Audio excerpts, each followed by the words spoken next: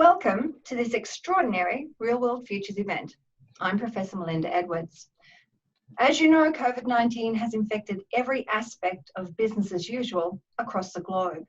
The tsunami of disruption it is causing on a daily basis is requiring leaders everywhere to navigate new paths and then effectively communicate that new direction to their crew in order to keep them rowing together and as calmly as possible.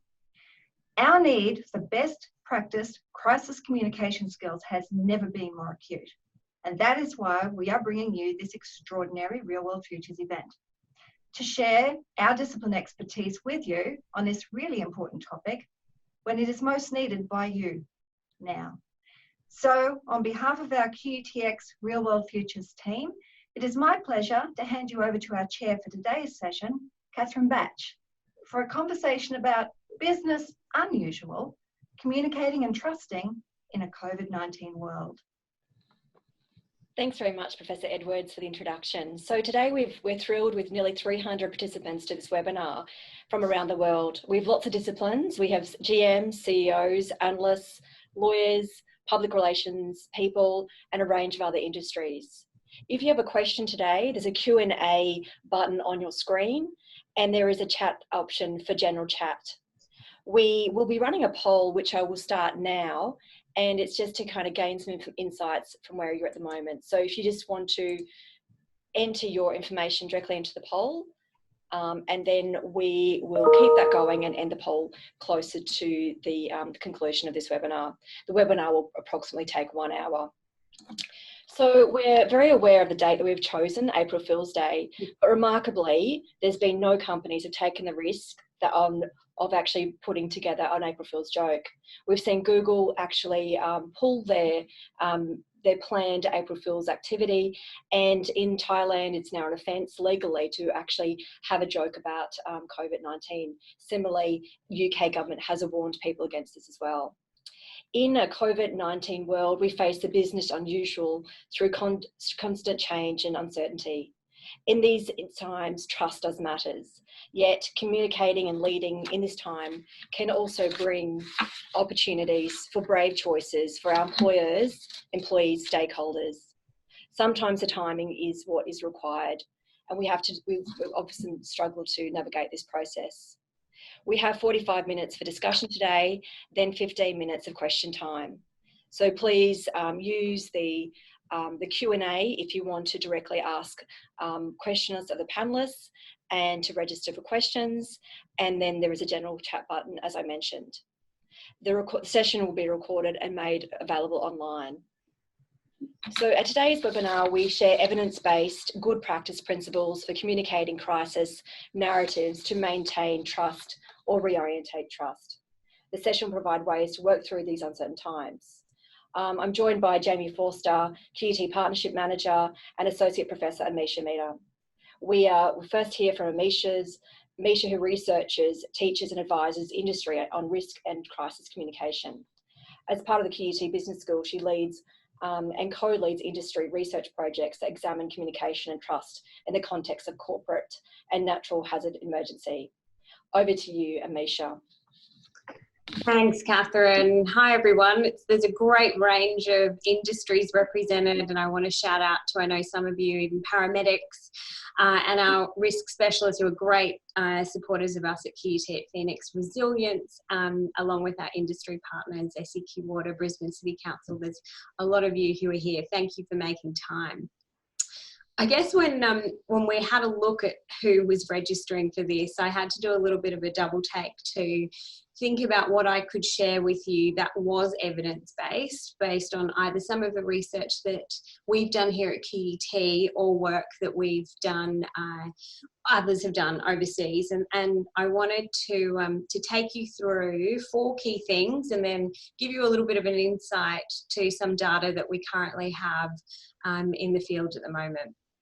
So the first thing that I wanted to cover, Catherine, if you don't mind flicking to the slide, was to think about, and some of this might be very basic for you, but I want you to think about what your anchor might be and also what your end point, what are you navigating to when you're communicating through COVID one of the key anchors that I focus on, and I know a lot of you will too, is trust. And what does trust mean? What does it look like? But also, what does trust feel like? And one of the things that I wanted to share with you was some of our research in this space. So trust is influenced by our feelings of trustworthiness, whether it's competence, do you have the ability to perform a certain action, whether it's, are you thinking about others, and are you putting others' interests before your own? And is there an alignment with the values that you show? Do you behave with integrity? When things go wrong, and that can actually be when things actually go wrong, when there's damage to the organisation, injuries or death, but also when things could have gone better in near-miss situations, you can only arrest a fall in trust with an apology first. And that's what some of our research has shown, that trust will continue to go down if you don't lead with an apology. The importance of the apology, and it doesn't have to be, I want to apologise on behalf of my firm. It needs to be authentic. The importance of the apology is that it hits that reset button for people.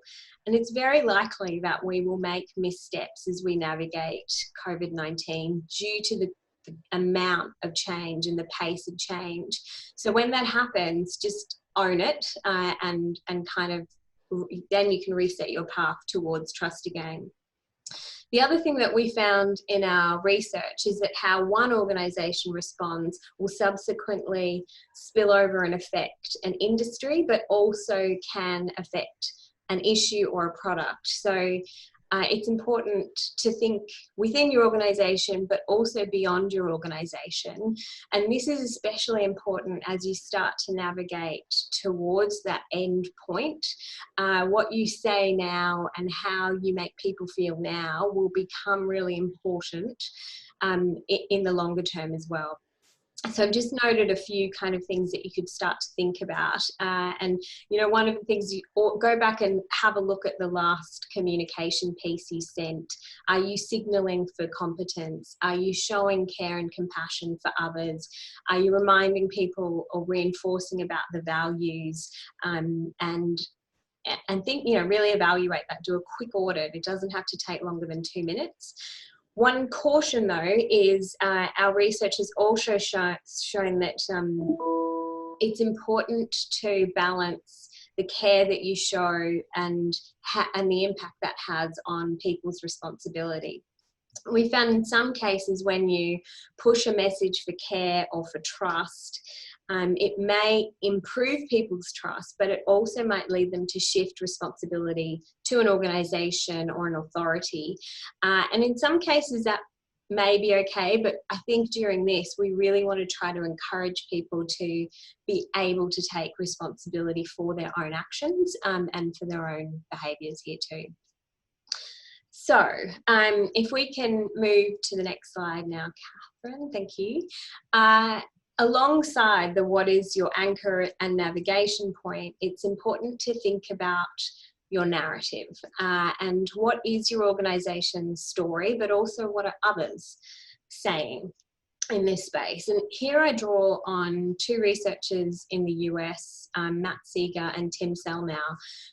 They have articulated different types of narratives that come into play during crises: blame, renewal, hero, and victim. You know, think about movies you've watched and you'll be able to have a sense of what they might look like.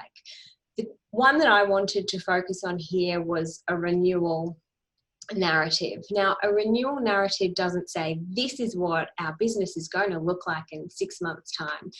It's not about certainty, but it is about communicating with hope and with a future orientation in mind. And you can't just talk the talk, you have to actually walk the talk too. So whatever you're saying in your future focus messaging needs to also be something that you feel.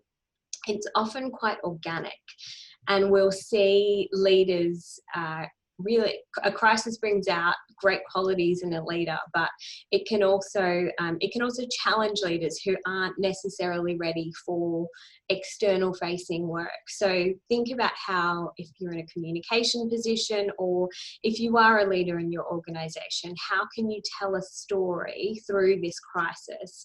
What are some of the key words or key phrases, look back to your values, that you can reinforce or bring to light for people?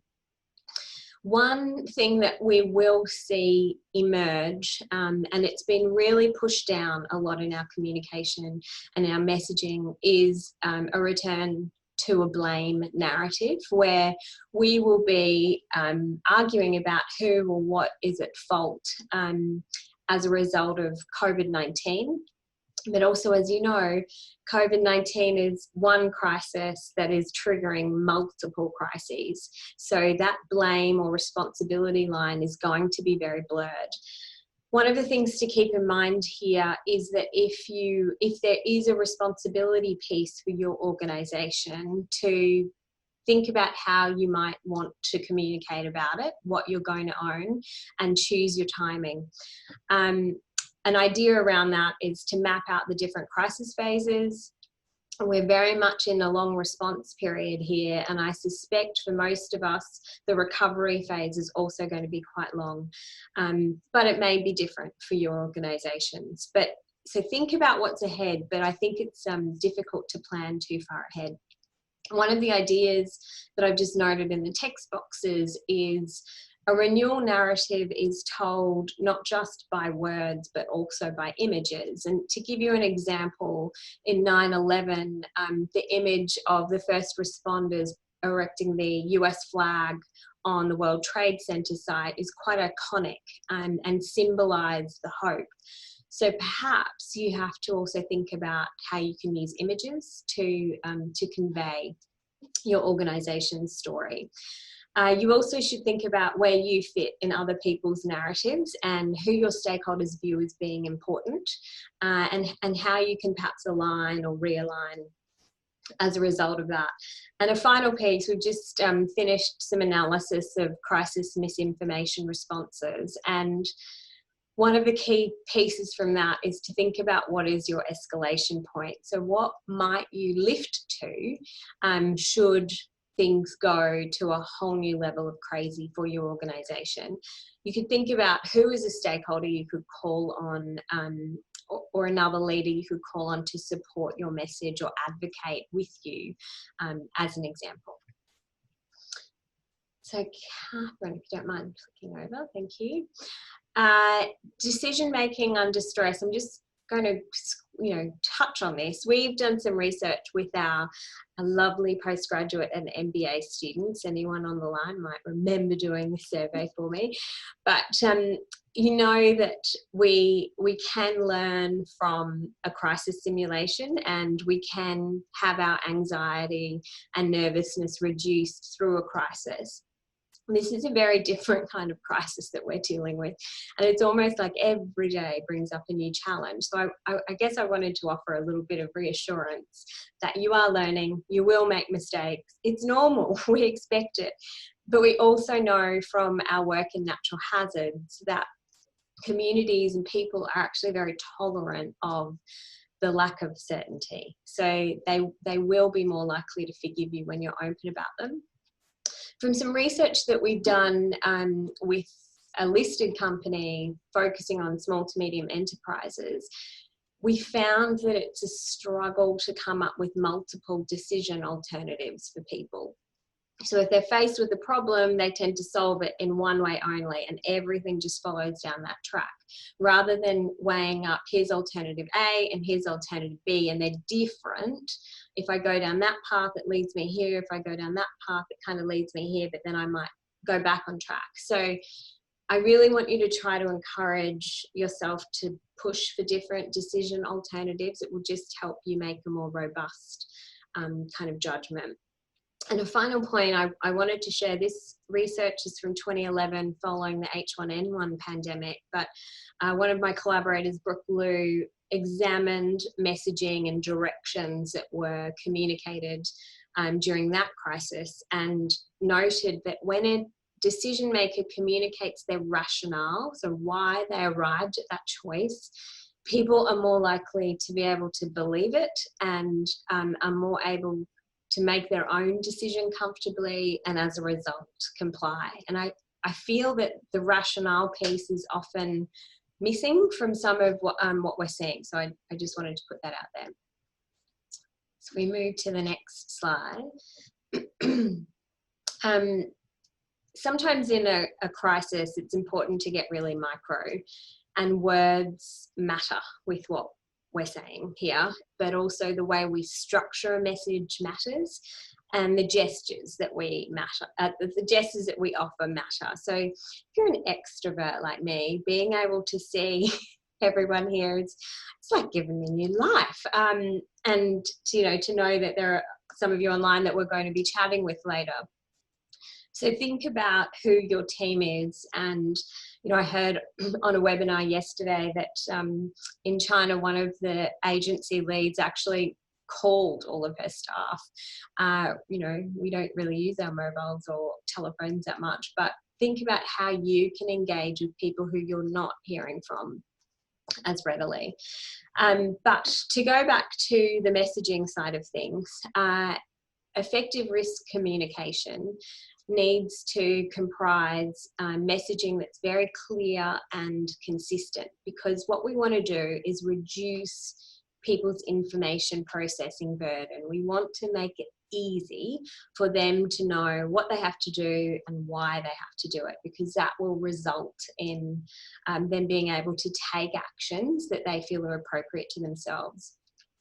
So what I've noted here is some of our research, and this is work that I've done with Dominic Greer and Paula Dutz, and what we found is that action-oriented headlines are much more powerful than just an update. So think about how you can communicate using active words in your headlines.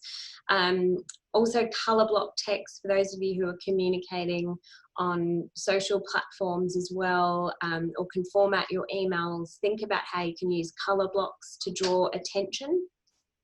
Another piece, I mentioned the rationales of decisions, rationales of the actions that you're asking people to take within the organisation also perform well, even when they elongate a message.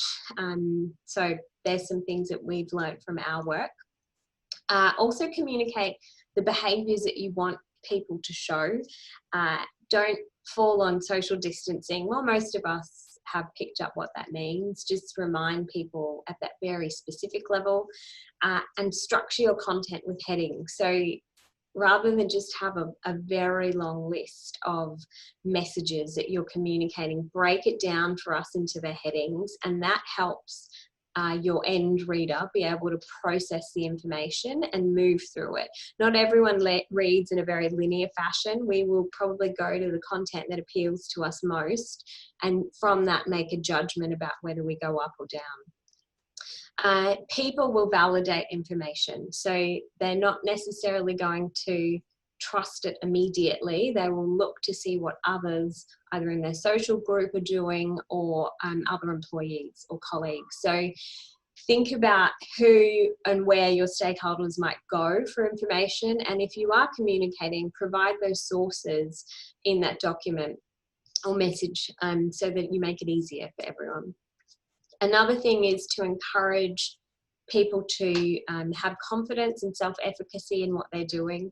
And it's very simple to kind of push for that by saying it is easy to do A, B, and C. If you're going to use video messaging, you can actually kind of model it and show people how you're doing. I know it does look a little strange when we see the press conferences being held by government officials, but they are walking the talk, and I think it's very important to do that. So a couple of things, takeaway points from that is, can we please jazz up our subject lines and emails a little bit more? I think I've read about 2,000 messages, COVID-19 update, rah, rah, rah. Okay, we get a lot of COVID-19 updates. So just tell us in that short form subject line of the email what you want us to do with this, or what you're communicating about. One of the things that is important is that because this is changing, there is going to be an increased emphasis on communication. So certainly keep your messages regular, but think about how you might weigh up the content and where you put it, but use structures as well. And I think I've covered off that last one. So if we go to the final slide, I wanted to share with you some data that we have in the field at the moment. So this is a pre-test that we captured on Friday afternoon of 34 participants who are adults. It was an online survey. In our work, we look at what words and phrases signal to community members. And this is taking a lead from communication, matching it in with ergonomic research. And I pulled these words from existing Australian, UK and New Zealand messages, and it's a whole other suite of work that we're doing on this at the moment. But I wanted to show you the words that are really flagging for people at the moment. So you can see quarantine is very critical, whether it's the noun or the verb. It's up to the individual to interpret that. That's pinging really highly compared to lower pieces like rumours. Yet, if you have a look at how the World Health Organization have been communicating about COVID, they're talking about it as a public health as well as a public information enemy, because there's a lot of misinformation that's being communicated around that. The reason why we look at these words individually is that we want to see how they power up or power down in the context of a phrase. And this is critical when governments or organisations are issuing very short form messages like an SMS or an emergency alert, which only has 160 characters. So we don't have much bandwidth in terms of communicating with specificity. Our research at this point is showing that the phrase "stop the spread" is much more powerful than this phrase "slow the spread." So what we would suggest is, when you are communicating about that, for those of you who are in that authoritarian role, to switch to that kind of messaging. But we'll see things play out as we go through, and if you are interested in some of these insights, I'm happy to share them with you in the future too. So that's, I guess, all that I wanted to cover off today. I did just have one more thing I remembered. I've seen some agencies and organisations' messages that lead with government updates, and I can understand why people are doing that. It's important to set the context, but I think you should think about who your stakeholder is, and often if it's your employee or shareholders or whoever, they want to hear from you about your organisation. So tell us, lead with your voice.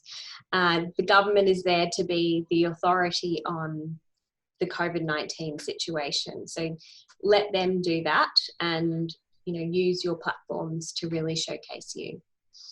Excellent. Thanks very much, Amisha. And I'm just going to share the poll now. So our participants are actually looking to get some more guidance on thinking forward. So thinking forward with tone of messaging as a second piece. So we're going to frame our questions around giving people more advice and information on those key areas. Now I want to just sort of introduce Jamie Forster, who's got 25 years experience within the industry and is a trusted and respected within organisations in financial services and tertiary education sectors. And he's well known for his ability to build successful business, forge productive relationships and deliver results. So I've just got Jamie now he's been looking at our Q&A and he's just going to have some questions now to present directly to Amisha. Thank you, Catherine, and thank you, Amisha. Look, one thing that popped up while you were talking, Amisha, was that it's very clear that people are interested in thinking forward. What happens next? What happens when this is all over? Mm-hmm. It was also noted on the chat that it's very difficult to think into the future when, as she put it, we're right in the thick of it. So how do you get people thinking forward? Also in the poll, it was noted how important tone was, and that was something that came up over and over again when I was chatting with industry. So perhaps you could talk to that straight off the bat. Yeah, okay. Tone is very critical, and also especially when you're communicating in written format, people may not be able to pick up what you're saying, especially if they haven't had extensive exposure to you in a face-to-face kind of setting. So, but I think it's important to communicate with authenticity. One of the things that I tend to do is, rather than write my message or type my message, is I'll speak my message. I might look like a fool, but I'll literally record myself talking, because it's much easier to get a sense of your words in that way, and then you can translate that down into a written form message. Or you can have a chat with a colleague and role play or Q&A. It's easy to do. It doesn't take up too much time, but tone is critical, and it's going to vary. So for some of you, and I know there's Queensland Health and Queensland Ambulance on this as well, the authoritative tone and the directness of your communication is paramount. And we can sometimes be apologetic or nuanced or even a little bit equivocal in what we're saying, but that directness is what people are going to value from you. In other situations, you may want to balance it out and show more about who you are as a person or what your organisation stands for. But before you send something out, perhaps get a few people to take a look at it. And I know those of you who are in the communication role are really feeling the heat of this, and are doing a great job navigating that for your companies. Thanks, Amisha. Now we've got another, just while we're on tone, and I've got some great questions from participants, so I'll fire them at you in order. But the other, while we're on tone, it was asked, is humour helpful or unhelpful in communications? The humour question is a good one, and it actually depends on either your channel, but also what your organisation's culture is. However, my one caveat is anything you might say internally can very easily shift to the external space and be misinterpreted. So I think if you are, if you're a naturally kind of humorous or jokey person, we do need some of that relief. And Hamish Blake, gosh, we love Hamish. He's doing, he's also he's being a bit cheeky too. He can get away with it because it's him and it's his brand.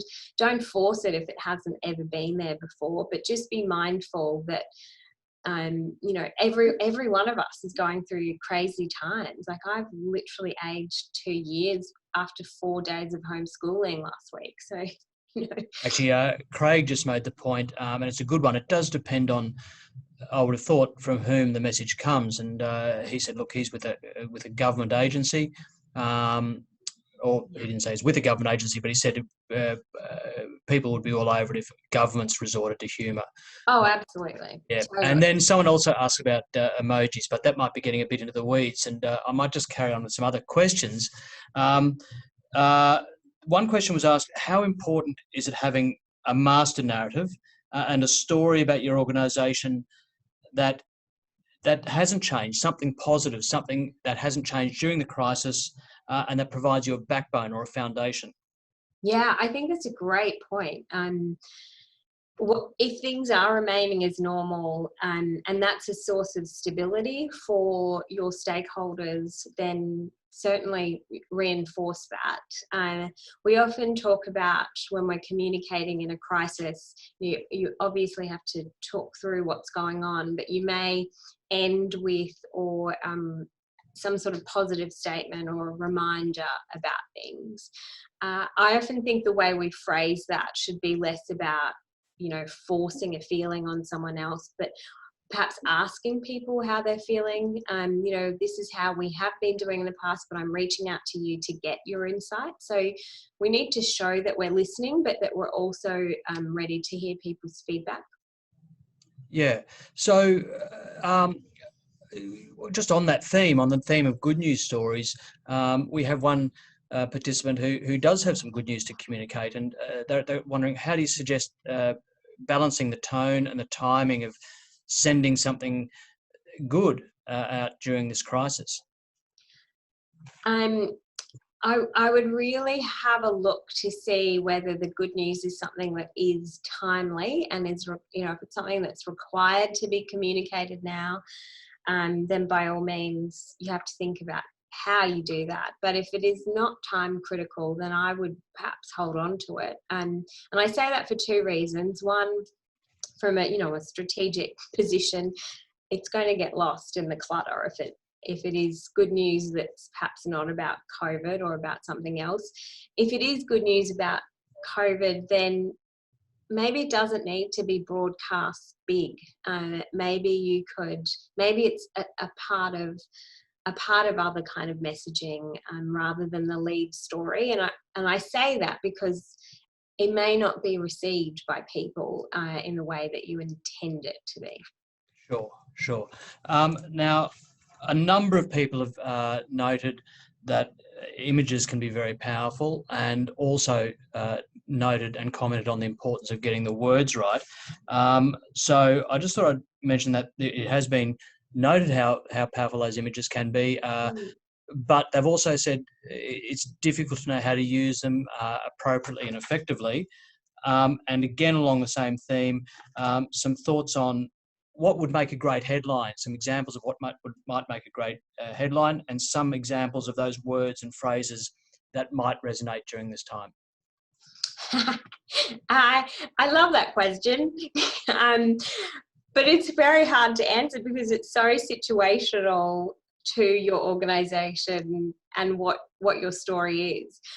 I would just suggest, from a subject line perspective, just give us some guidance about what the content is in the email. I don't know about you guys, but my email has tripled in the number that I normally receive. And so I'm making a judgment of what I'm reading rather than my usual list of following in order of receipt. So if you need to get my attention, then make it clear that it is a critical kind of update about something. So you could think about how you might want to use a signal word, and it's not necessarily the ones that I've just sent you, but it's other ways that you would normally kind of communicate.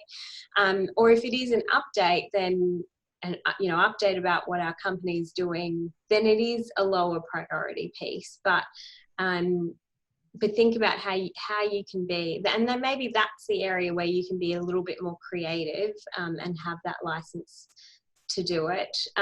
In terms of images, I understand that is challenging, and we've seen, if you've had a look at Instagram or Twitter, you just see a whole range of what people are doing.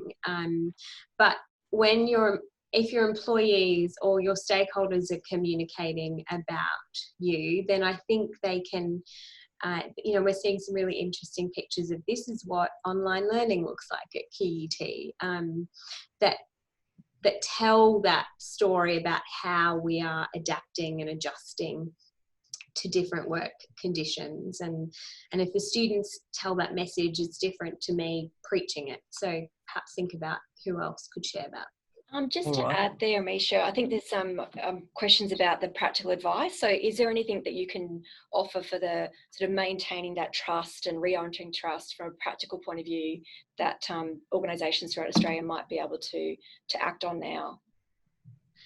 So if you have feedback that the trust has been lost, or there's questioning of your leadership or of where your organisation is going, then I think you need to stop and really try to interrogate that feedback and think about how you can reset. But you have to acknowledge that there's been a failing or a misstep in some way, and talk about what you are doing, what you're going to do about it, and how you're going to address that going forward.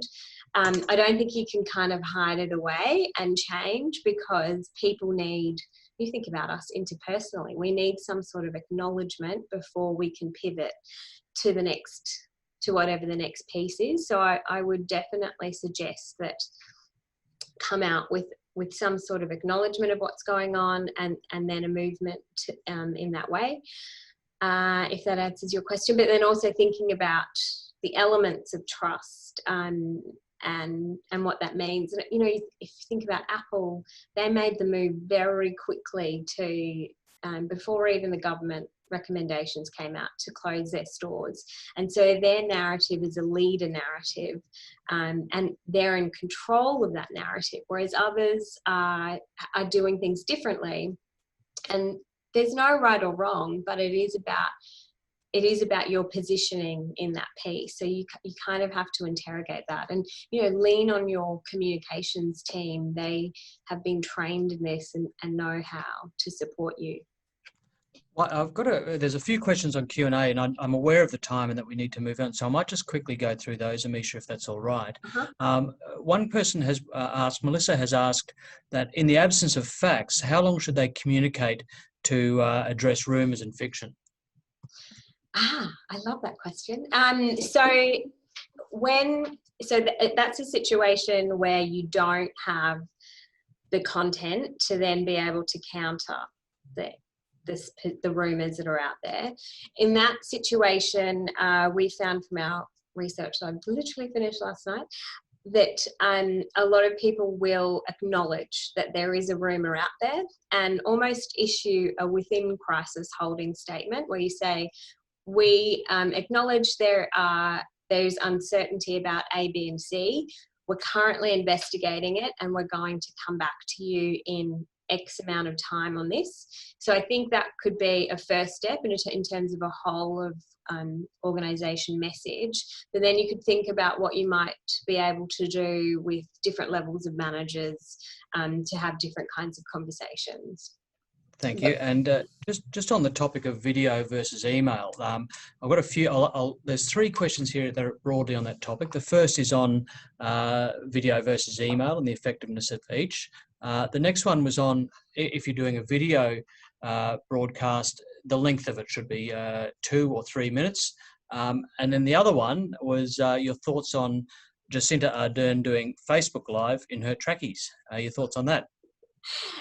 She can get away with it. I'm not sure I want to see Scott Morrison do that. Will I get in trouble for saying that? Be brave. I've told you to be brave, so I should be too. I think it suits who she is as a relatable Prime Minister.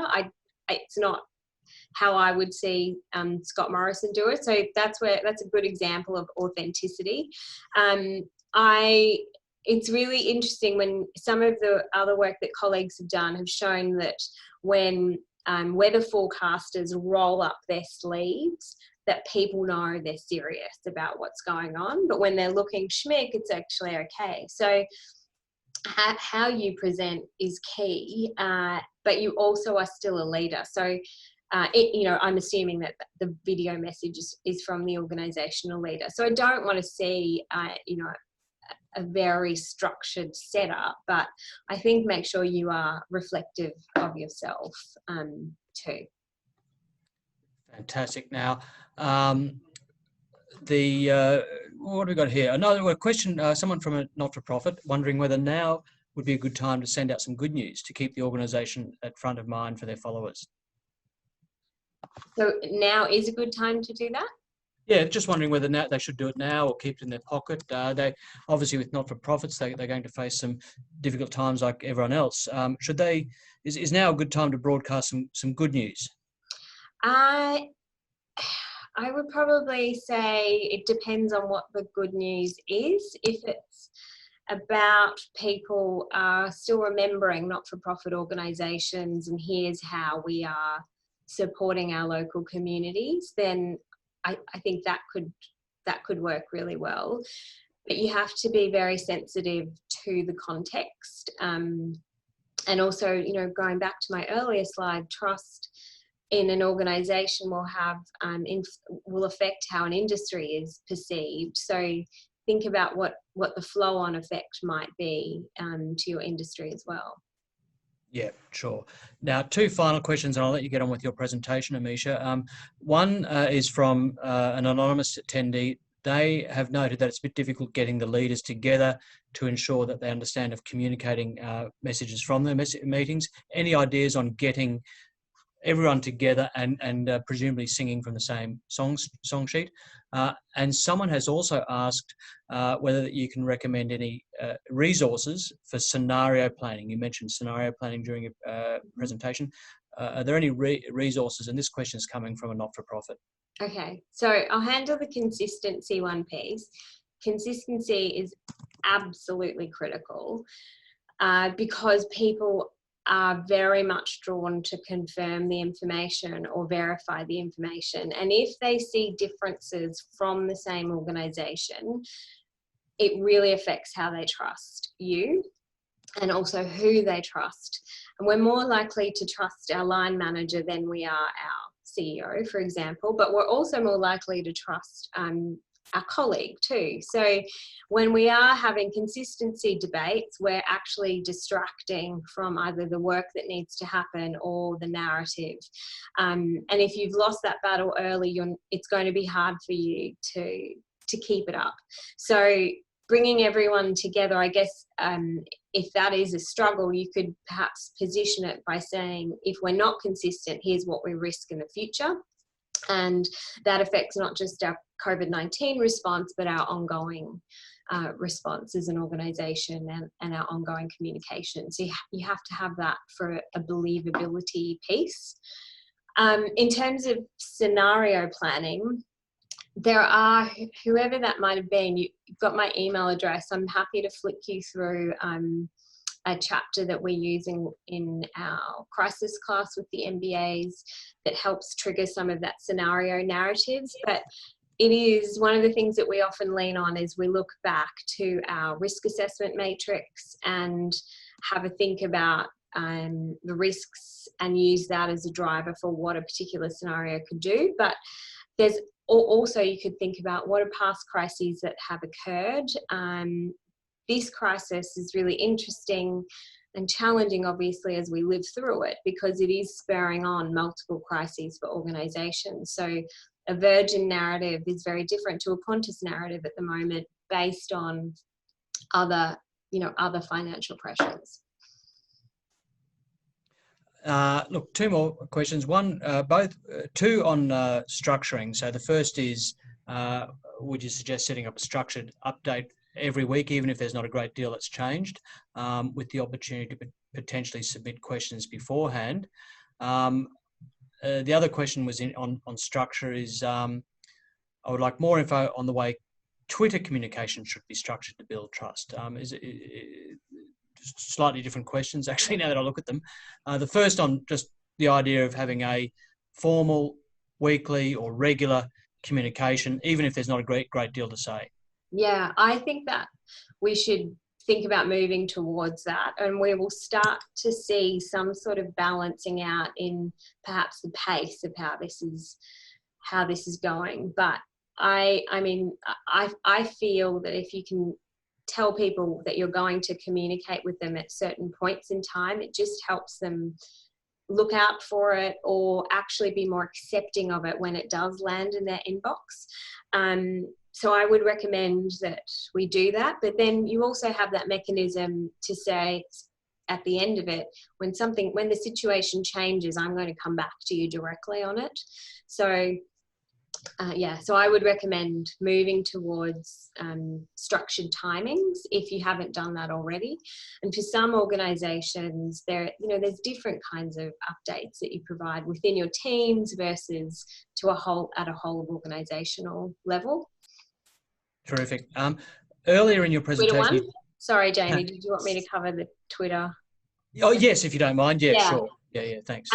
Twitter is so hard when we have such a short character limit, but I think but you also have to look at it as a suite of tactics rather than just a standalone. So how is your tweet signaling? What's it signaling to? What's the call to action? And I think that's what you should look at in Twitter, is the balance between what is information versus what is the behavior that you're looking to reinforce or change. But of course, as a public platform, you know, do you need to send that message? Is it really you that has to send that message? Or can you nudge someone else to send that message? Now, there's a question that's been sitting here for a little while, and it relates to some comments that you made earlier in your presentation about speaking with your own voice. Mm-hmm. And the question is, we are a solely federally funded organisation. Should we still lead with our own voice? Yes. I'm assuming you're not a health department, because you still do have something to say as a federal organisation. But you also need to think about, you know, as I just mentioned, do you need to say it now? Or is it something that you can hold off on? You know, a lot of retail businesses are having to scrap all of their advertising and all of their above and below the line campaigns, because they just will be tone deaf. So, and also would be very inappropriate too. So, you know, think about your timing, really. And I guess it depends, it goes back to what is your narrative and where, you know, how do you want to be remembered at the end of this? Just keep in mind that blame narrative is likely to come back. When we get through this, we do naturally as humans want to blame someone, something, and it's, you know, it's not going to be necessarily the source. It may be the organisations that we're part of. Thank you, Amisha. Well, look, that covered a lot of the questions that I've been hearing from industry. There's a few more to cover if we have time, but I know that we're probably going over time as it is. So I'll hand back to you, Catherine. Yeah, sure. There's just a number of questions I think that we had from our partnership managers. So one particularly around mental health comms. Are there any practical tips that we can offer from an organisational perspective? Yeah, this is where your subject matter experts are going to be key. So whoever is in your human resources team, or whoever you have on call, or as part of your crisis management teams or support services teams, then think about how you might want to bring their voice in, and perhaps that's, you know, to guide the decision maker or the communicator about this, as opposed to necessarily having them as a face next to you, but to kind of show, you know, we've actually spoken to the experts and here's their guidance here. And you might have seen QUT has been communicating about how to, you know, our psychologists, how to support students through this process. And that, you know, I guess from a decision-making point of view, I just want to say that we all make mistakes, and you just kind of have to fail fast. You just own it and say, yep, I made a mistake here, but here's how I'm going to correct it. Mm-hmm. There's a question that's just come up here from, and this is one that keeps on coming up both in this forum and also when I've been speaking to our partners out in industry, and that is any tips on how to plan for the future, potentially leverage this crisis for your organisation, and how to find the time and space to do that. Yeah, time is so hard to find, isn't it? But so I feel if you could pack away 8 minutes in a day, and if you know that 8 minutes is coming up, it can be golden, because you'll be preparing for it, but also you'll probably be craving it, where you can look at the different narrative pieces that are there and think about, you know, are you a follower? Are you a leader? What are other stories going on? But really going back to how do you want, I think the renewal narrative is probably the best, most general piece of advice that I could give you here for future focused thinking. But you could also map your work against the crisis phases. And, you know, knowing that we're in the response phase, we're ramping up in the response phase, it's likely it's going to be accelerated and more extreme. So how can you think about what you might say in that context versus if it does just move up in a more linear fashion, what you reinforce compared to the behaviours that you're currently seeing happen now. But also how you assure people of that, you know, your mind is still on the business, or your mind is still on the organisational priorities, and perhaps you have parallel tracks in that way. One piece you could think about here is who leads the different messages. or can you introduce an additional spokesperson to look at that? And notoriously, I guess your COO could be someone who does that. This is how we're focusing on keeping the business on track, whereas the CEO or is the driver for communicating through the crisis. So maybe we might start to see that kind of piece coming through. But a lot of what's in the media is kind of the cries for help, really.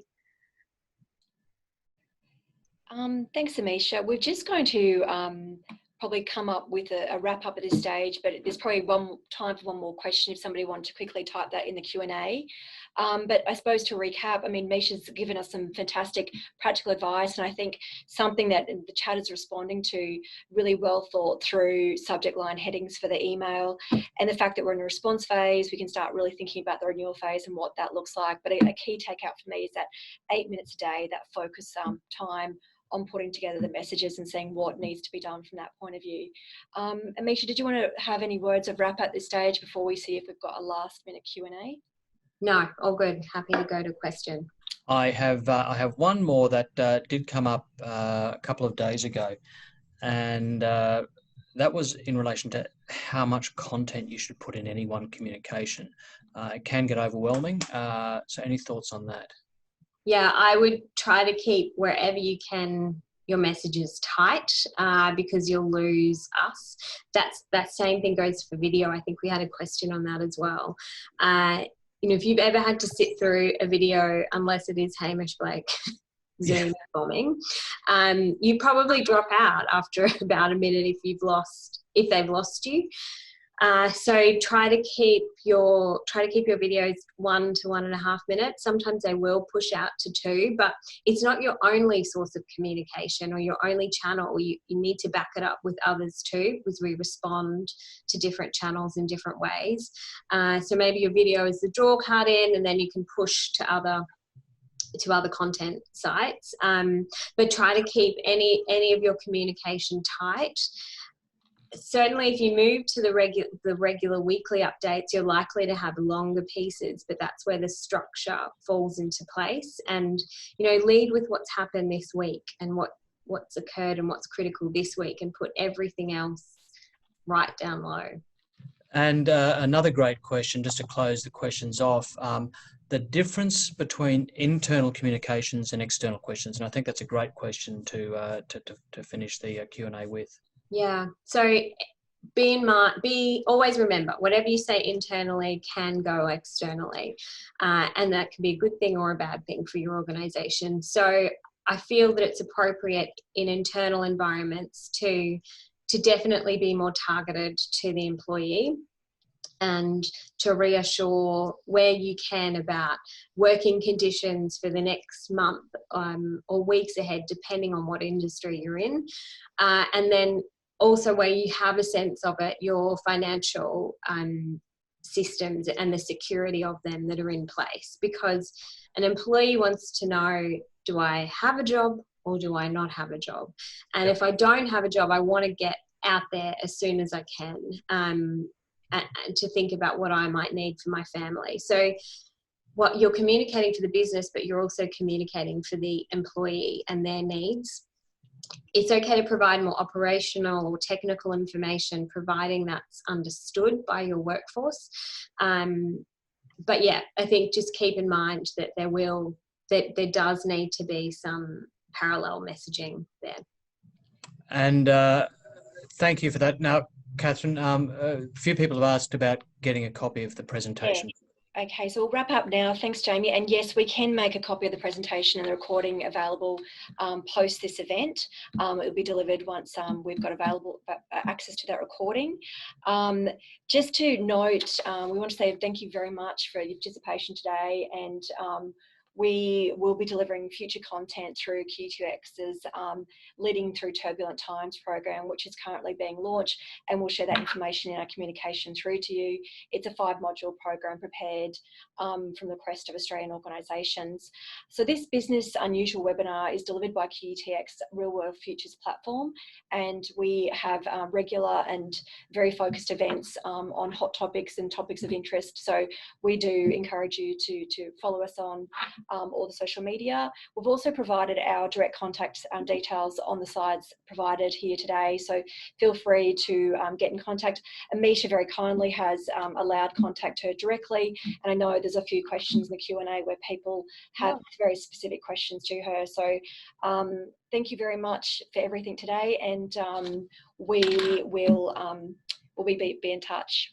Yeah, can I just round out and say this was Catherine Batch's idea, that she called me on Wednesday night and made it all happen on Thursday. I've never seen QUT move that fast, but we all fall in line with you. So thank you for all of your work on that. And I have my chat window open, so I'm just going to keep looking through on what I might have missed. But thanks to everybody for all of the work that you've been doing in the field, on the ground on this. It's, you know, we're all trying our best and doing our best. So I hope this helps.